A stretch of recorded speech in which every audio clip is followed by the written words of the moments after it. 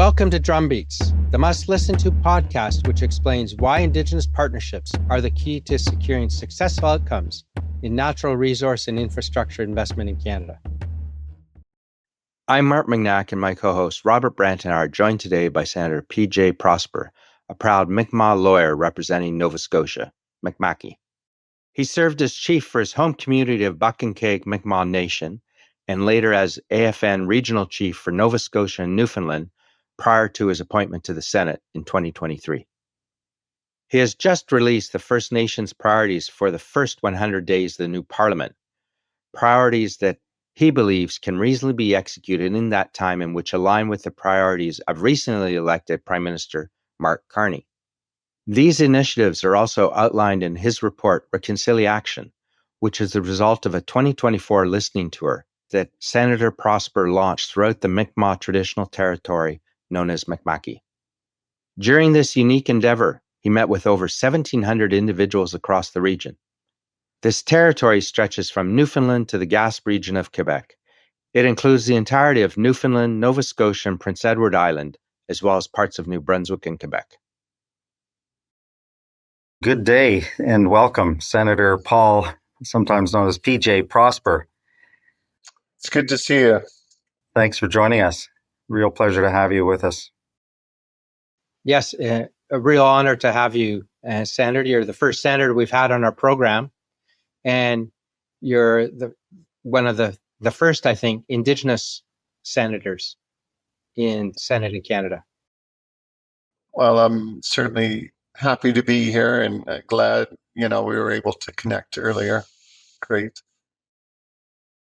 Senator, maybe we'll start a little bit about your own personal background, and you can start from the beginning. I think you're speaking to us today from your home community and growing up on the east coast of Canada, and now today sitting in the Senate in Ottawa. What did that journey look like? Wow, quite a journey. As you mentioned, I am here in my home community, Mi'kmaq community called Buck-and-Québec Mi'kmaq Nation here in Nova Scotia. And I was born and raised here, and I grew up in a family of 14. And Prosper, my mother, was a single mother, raised us all. And it was an incredible experience. Later, as many do, we leave communities and we seek out education. So I went to Sydney, which is in Cape Breton, at University College Cape Breton. That's what it was called then. Now it's Cape Breton University. I got an undergraduate degree, a Bachelor of Arts, and then later went to Dalhousie Law School in Halifax, Nova Scotia, and got my law degree. Was called to the bar in 1995, and since then I have worked for many organizations in Nova Scotia, Mi'kmaq organizations, doing a variety of things, claims research, legal advisory services, some litigation. Later, I sort of decided to take on more of a political role, so I was elected chief in my community of Buck-and-Québec back in 2013, and 7 years later, I was elected by the chiefs of Nova Scotia and Newfoundland to be their regional chief with the Assembly of First Nations. So I was essentially a chief for chiefs, and did that for a number of years. And then in 2013, I was appointed to the Senate. And so I'm in my second year, and it has been quite an experience. Can I hear more about your mother, who raised as a single mother 14 children? Yeah, no, I mean, an incredible upbringing. My father died when I was 2, Wilfred Prosper. So Very. my mother was essentially my mother and father, and raised us all.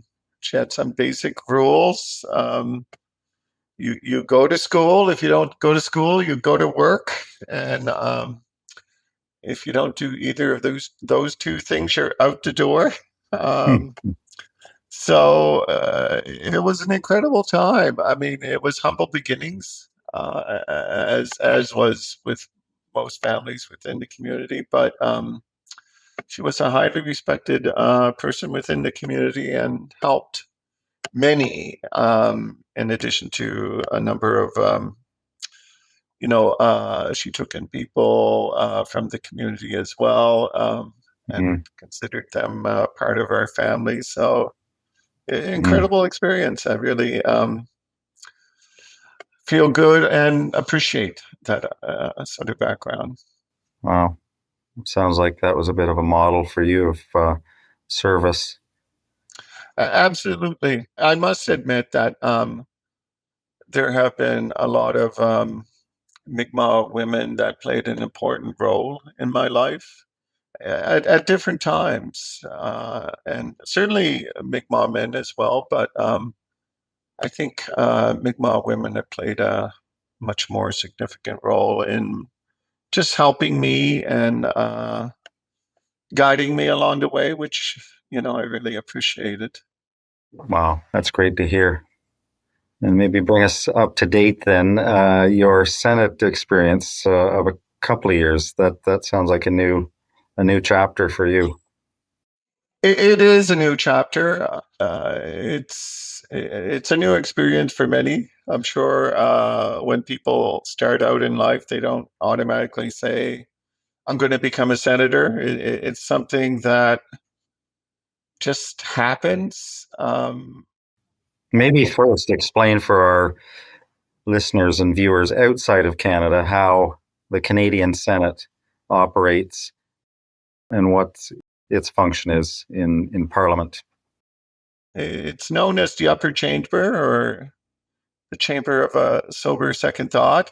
There are 105 senators appointed throughout various regions throughout Canada, 10 of which are from Nova Scotia. So I'm one of 10 Nova Scotia senators. We are appointed by the Governor General with advice from the Prime Minister.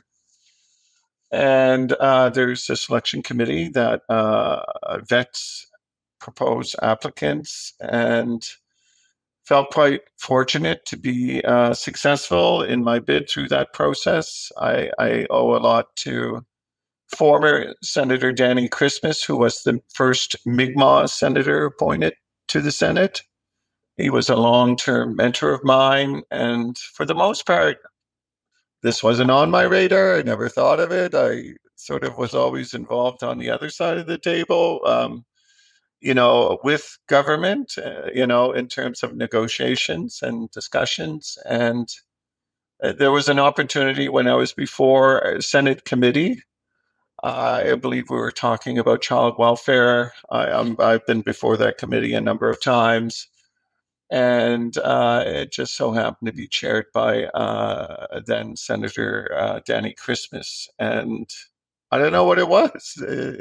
Something clicked, and it got me to think about that being a possibility to help advance Indigenous issues across this country.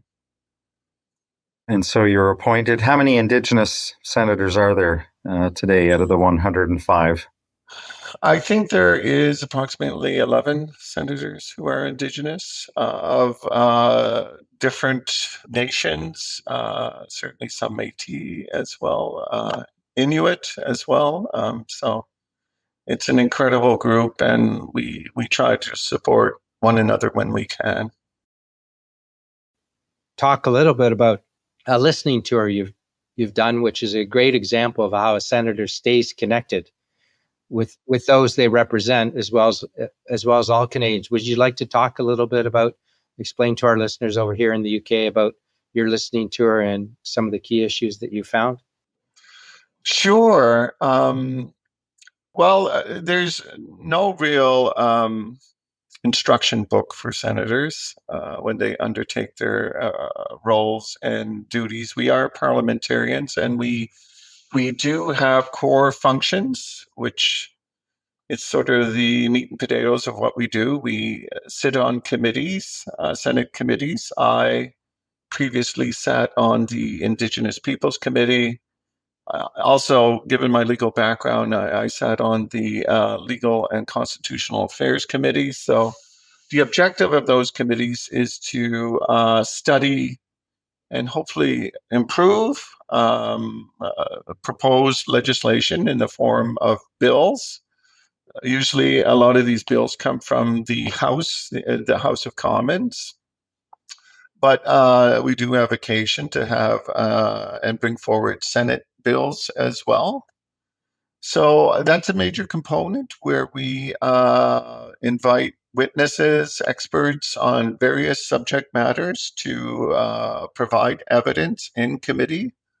A lot of it is generated through questions. And so, if you're interested in a particular subject matter of a bill and how discussions took place in committee on that. You can certainly go into the transcript or look it up on video. Everything is part of the official record.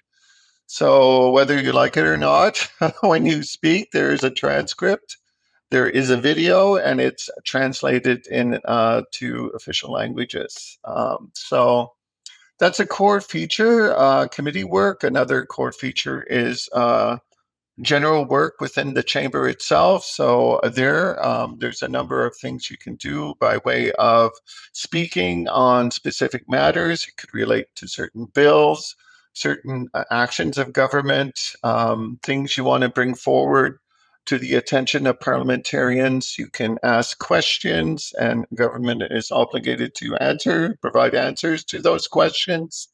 So it's a real fascinating experience to experience that. And of course, it works in tandem with the House of Commons because the bill has to pass both houses, the House of Commons and the Senate, in order to become a valid law. And Senator, is the Senate organized along party lines? And so would the Senate be expected to have a majority of senators from the governing party at any one time? That's a very good question. There was certainly, through the history of the Senate, it was very partisan along party lines. And when with then Prime Minister Justin Trudeau, he essentially wanted to put in place a nonpartisan Senate. So at the time, he removed all the senators out of the Liberal caucus, where they used to meet jointly with the members of Parliament. And what that caused was senators to become more independent. But there is a caucus, the Conservative caucus, that exists within the Senate, but that's the only partisan group. And so a lot of the work of the Senate is organized through various groups. So when you're first appointed as a senator, you're unaffiliated as a senator, meaning you're not part of a specific group. And a lot of new senators who are appointed and are unaffiliated automatically take the time to consider if they want to join a group, which group. There's often negotiations and discussions with these groups and these new senators to join their group. And the way I sort of relate that is you almost feel like an orphan if you're not part of a group, because a lot of the key decision making and committee work and appointments and participation in committees, things speaking in the chamber, is largely negotiated through these Senate groups. So there's various leaders of these groups that come together and they negotiate on specific bills, priorities, who's going to speak, what issues go forward, and I'm not going to say it all happens all nice and fun. These are at times difficult negotiations, but such is the nature of politics sometimes. You've got, relatively new experience in the Senate, but longer time in Indigenous politics. Have you noticed any differences that you're prepared to talk about? Well, it's interesting because it is a bigger, there's a lot more machinery in Ottawa. And to be a parliamentarian, you have to be in Ottawa and you have to participate within the parliamentary system and processes. And that is something that you need to climatize to. I'm very fortunate to have some excellent staff. Claudine Santos, who is my Director of Parliamentary Affairs, has significant experience. I was fortunate to have her as my Director of Parliamentary Affairs. Very fortunate to have an executive assistant, Jennifer Copade, somebody who has worked with me for decades. And that's my core support. So a lot of the work we do, really depends on having that excellent support and guidance, because it to achieve certain things, it is important to know how things function, both formally and informally. And, there are networks, there are mechanisms by which people are in the know. There's a concept of political capital that you have to recognize and understand. And just getting back to the previous question about the ReconciliACTION Report, that listening tour provided a basis which guided the work of my office, because in addition to my core parliamentary functions, it was important for me to have a connection to people back home. So, yes, I am a senator for Canada. I am a senator from the region of Nova Scotia, but I also help represent a diverse and special group of people, the Mi'kmaq people. And my listening tour, it was actually Claudine's Santos, her idea of undertaking this, which was an excellent idea. And we went from Newfoundland right to Quebec. Some of you might know that sort of area, which is the traditional territory of the Mi'kmaq people. It was otherwise known as Mi'kmaq. And so with this listening tour, we generated a report. We vetted that with the participants. So they added to that report before it was finalized. And then basically we sent that report to every parliamentarian, every minister within government. It's basically a key document that is guiding the work of my office in terms of the priorities that we want to see addressed and dealt with through the course of this government. You covered a big territory. How many people did you have? Were you listening to on that tour, and what any highlights that really stick out to you? Oh, there's many. I think we had discussions with over 1,700 people. Hundreds and hundreds of transcript notes that were taken. We met with community leaders, chief and councils. We met with Mi'kmaq organizations. We met with tribal councils. We even met with some Wolastoqey, which is an adjacent nation in New Brunswick as well, to have discussions with them. It was a rich dialogue because it was important for me to hear directly from them. I didn't want to try to presume that I knew what the issues were, even though I was achieved. Yeah, you've been around and involved in the community and broader community for years. Any surprises? Yeah, a number of surprises, and which was great because even though there were similarities that exist, across different districts, our traditional territory is distinguished by 7 districts. And so there were similarities, but there were unique differences as well. And so it was really enlightening to find out how Indigenous groups and organizations positioned themselves, how they organized themselves and strategically dealt with these issues. And I just feel so fortunate that they really opened up and really saw value in participating in this endeavor, which was, something that is ongoing. Well, I think in terms of timing for that listening tour, you and your chief of staff, Claudine, couldn't have planned it better, because it's given a strong foundation, I think, for the Indigenous people across Canada, because you've spoken to so many. And of course, there's a relatively large number, as you said, of Indigenous senators.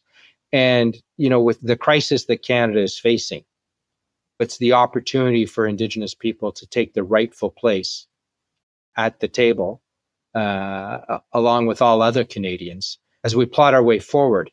And I think it's a unique moment. Rob and I have talked about this in Canadian history, because you have your rightful place now, and it's in the Constitution. Your rights have been recognized. There's still a lot of work to do, but there's so much that's happened in the past few years with the challenges, and we want to be outward looking and connecting across the globe.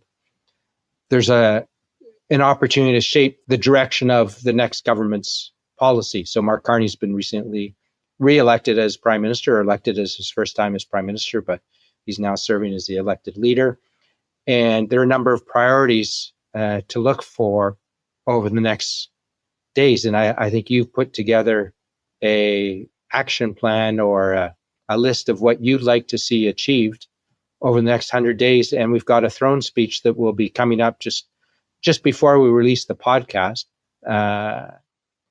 What do you hope to see there, and what are you expecting for the future? Oh, very good. And thank you for that overview. It is a really interesting time we're coming up against here.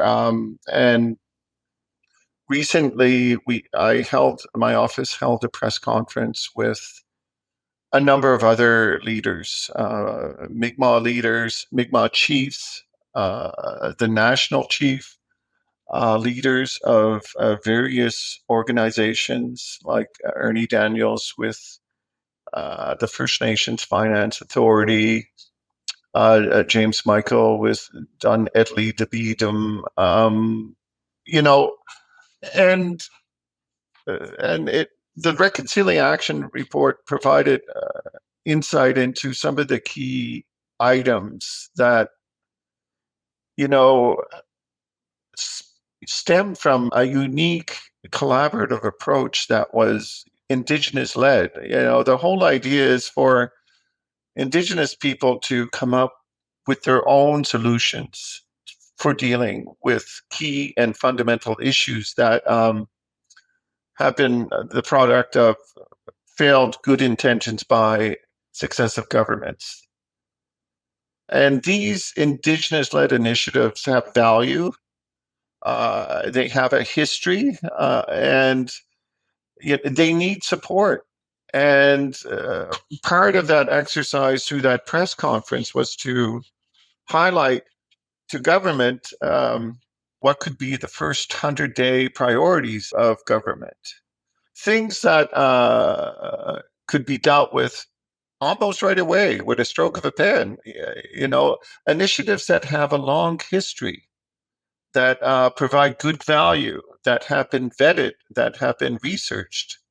So it was an opportunity to bring those initiatives front and center with government ministers. We're working on a communication of sending out our ReconciliACTION Report, sending out our press release on the first 100-day priorities for government to all ministers as well, newly appointed ministers within cabinet and as well others. So that's part of the advocacy and focus we're looking to do to try to get real change for some issues that have been long outstanding within Indigenous communities throughout Canada. That's so great to hear, Senator, because I think of politicians as being the ones who are being advocated to, and you've taken the initiative to gather all of those voices in your communities and districts, and then be their voice and advocate to the larger group within the House of Commons and Senate.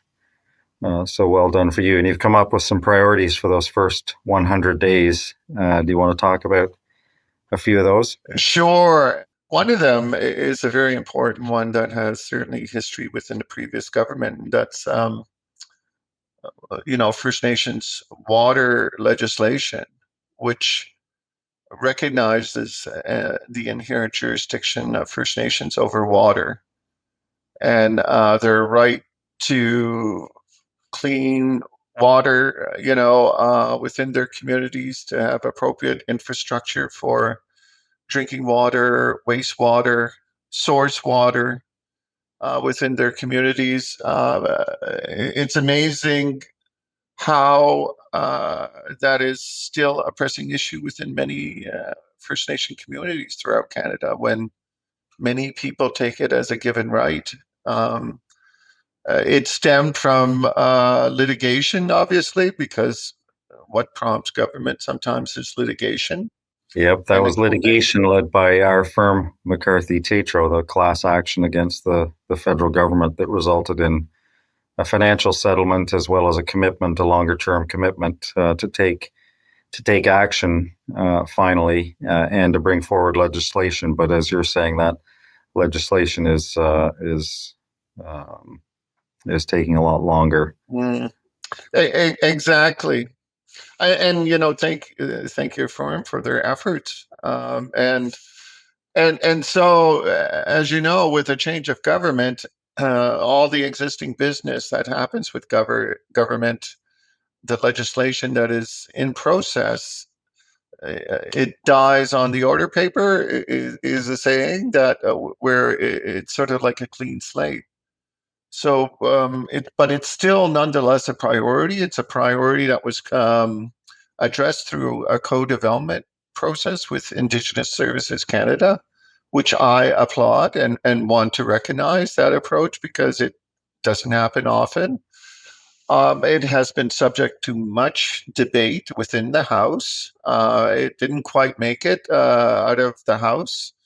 It didn't make it to third reading, but it made it out of committee, and there were significant amendments. So, we're hoping to revive that piece of legislation. I have agreed to be the Senate sponsor. Every bill that happens, either in the House or in the Senate, has a sponsor to help shepherd that piece of legislation through the legislative process. So I have agreed to do that for the previous act that died on the order paper, but I have reconfirmed that commitment to be the sponsor of whatever legislation makes its way through. So that's water. Done Edley DeBeatum is a really innovative Indigenous-led co-developed initiative with Indigenous Services Canada that seeks to address social income support for First Nation community members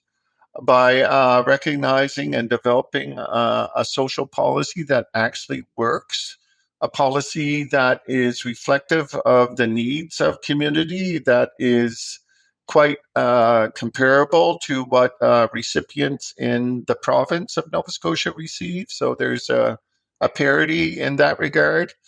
There's also, economic development initiatives like special purpose vehicles, which allows First Nations to come together for a specific purpose, at times backed by a ministerial loan guarantee or some secure credit or income stream that allows them to maybe get an equity share in a major development project, and creates access to potentially billions of dollars, to allow First Nation groups and collectives to seize these opportunities that are available to anyone that is doing a commercial or business undertaking. So for that to happen, and it involves a legislative amendment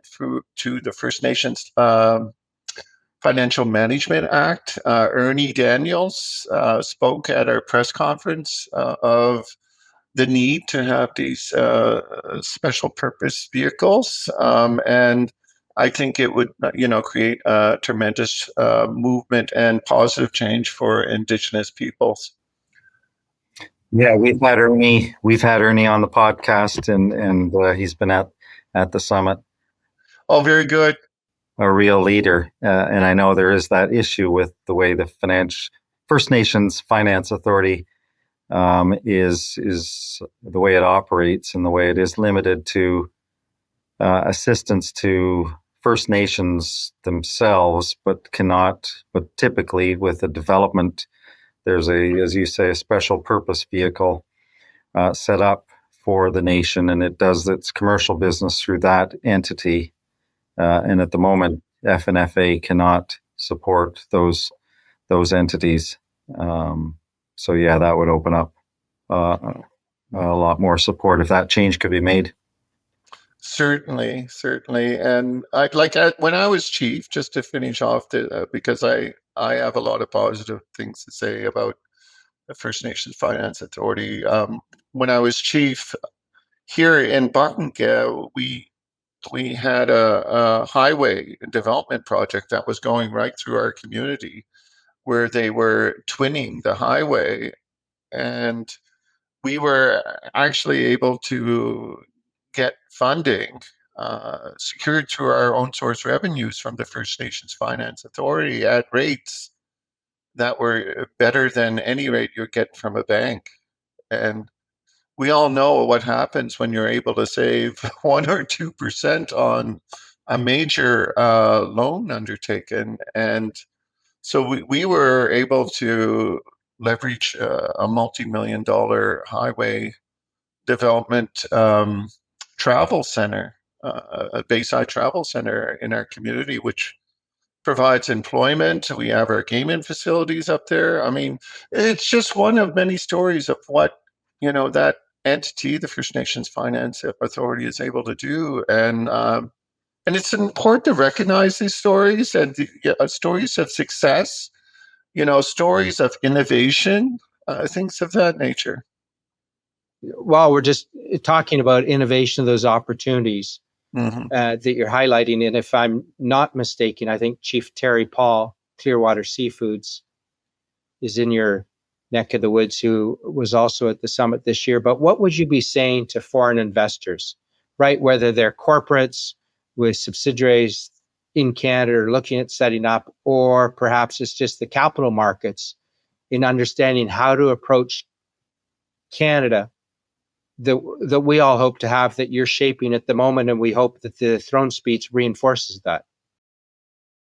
Sure. I want to begin by saying that Indigenous people, First Nations people, are not against development, as some people do think. They recognize that they are in a unique position. They want to see success in their communities. They want to see progressive change within their communities, but they recognize that they have this inalienable responsibility to think for within 7 generations through time, the integrity of the land and resources. And if development occurs, when development occurs here on Turtle Island, as we refer to North America, or in Mi'kma'ki, the traditional territory of the Mi'kmaq people. These are the traditional lands of the Mi'kmaq people, specifically here. We have constitutionally protected rights through treaties, peace and friendship treaties that predate the founding of Canada, the pre-Confederation. We have an outstanding Aboriginal title interest in the land that needs to be recognized. So it's important for people to recognize that Indigenous people want, willing partners to seize opportunities to improve their communities, to generate employment, to build capacity, and to contribute to this incredible country of ours. And so that takes a unique approach. It involves strategic research on behalf of investors to know the climate that exists within a specific area, to understand a bit about the politics of how things take place within a specific area, because it differs from community to community, from region to region. So I will add that, and I'm sure I can just go on and on. But if there's anything further specific to that, please, highlight that, and I can further add to it. I think that's a great summary, Senator, and that's exactly why we founded the Canadian Indigenous Investment Summit in London 2 years ago, and just had our second summit not long ago, and we're actively planning for next year. There's some great opportunities in Canada, and Canadians need to diversify beyond North America, looking for partners and investment. I think more so than ever, with these shifting geopolitical realities, the need to diversify markets should be front and center. I think, our involvement in trying to familiarize and speak out more on IPECA, which is an international instrument that allows for trade to take place between Indigenous people from various countries. Canada is a signatory to that. I want to recognize your efforts in bringing this forward, and recognizing the importance to have a summit to speak about Indigenous investment. There is a concept in our language I'll share with you. Ilnu is a Mi'kmaq term. There's actually a symbol for Ilnu within our culture that it basically stands for all Indigenous people, not just Mi'kmaq, but all Indigenous people.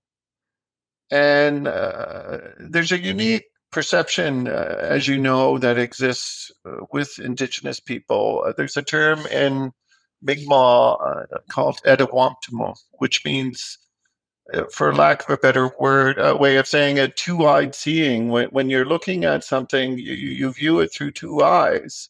So within the context of science, you see it through a Western science lens, but through the other eye, you're able to incorporate traditional knowledge and values and systems where they come together. And the whole idea is not to take away from one another, but to add further to it. And when it comes to Indigenous business and Indigenous investment, I think about it in terms of that two-eyed seeing approach, where you have innovation,